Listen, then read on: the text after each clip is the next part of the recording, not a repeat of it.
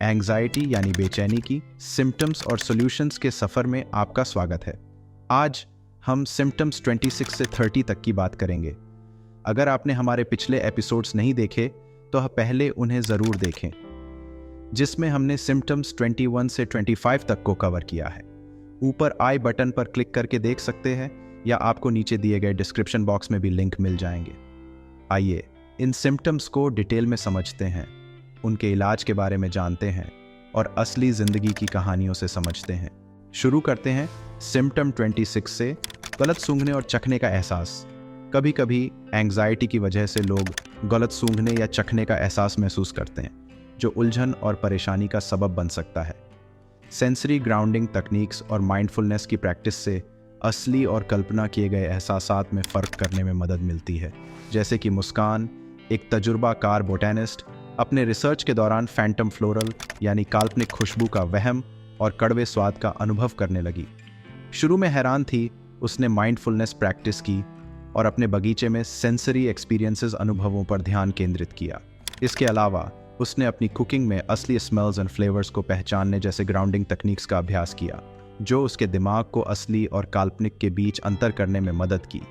समय के साथ मुस्कान की माइंडफुलनेस प्रैक्टिस ने इन घटनाओं को कम, अक्सर और कम परेशान करने वाला बना दिया, जिससे उसने अपने बोटैनिकल रिसर्च को नए ध्यान और स्पष्टता के साथ जारी रखने में मदद मिली। सिम्टम 27, मुंह का अजीब स्वाद। मुंह में लगातार अजीब स्वाद, अक्सर कड़वा या धातु जैसा, एंग्जाइटी का एक कम चर्चा किया जाने वाला लेकिन अहम सिम्टम है। अच्छी ओरल हाइजीन, पर्याप्त हाइड्रेशन और स्ट्रेस मैनेजमेंट तकनीकें जैसे योगा या मेडिटेशन इस सिम्टम को कम करने में मददगार साबित होते हैं। जैसे कि बेन, एक सॉफ्टवेयर डेवलपर, ने देखा कि प्रोजेक्ट डेडलाइंस के दौरान उसके मुंह में एक लगातार धातु जैसा स्वाद रहता था, जो न सिर्फ डिस्ट्रैक्ट करने वाला था बल्कि परेशान भी करता था।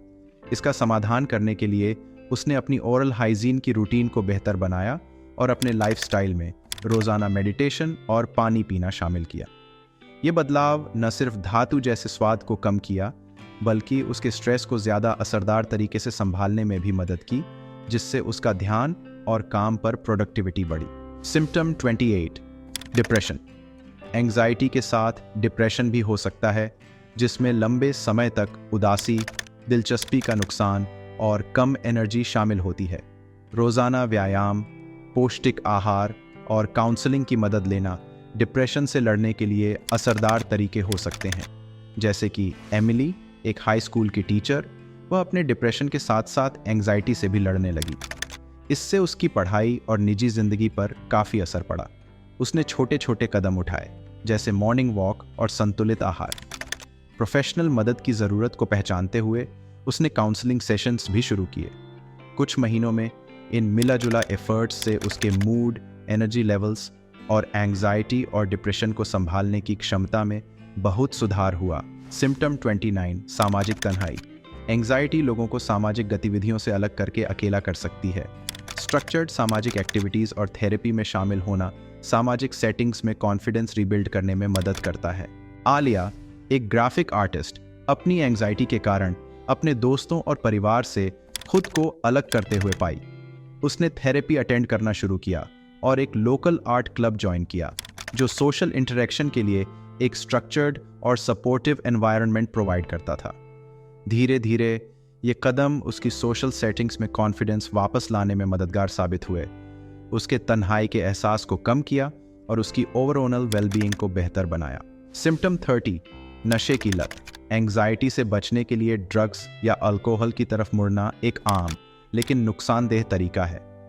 प्रोफेशनल ट्रीटमेंट और स्ट्रेस रिलीफ के अल्टरनेटिव मेथड्स जैसे एक्सरसाइज या हॉबीज़ ज़रूरी हैं। मार्क, एक फ्रीलांस फोटोग्राफर, अपनी एंग्जाइटी को संभालने के लिए खासकर बड़ी असाइनमेंट्स से पहले शराब पर निर्भर होने लगा। जब उसका निर्भरपन बढ़ने लगा तो उसने बदलाव की ज़रूरत को पहचाना। एक थेरेपिस्ट और एक लोकल सपोर्ट ग्रुप की मदद से उसने अपनी एंग्जाइटी को और अधिक क्रिएटिव एक्टिविटीज़ में लगाना शुरू किया, जैसे साइकिलिंग और प्रकृति पर केंद्रित फोटोग्राफी प्रोजेक्ट्स।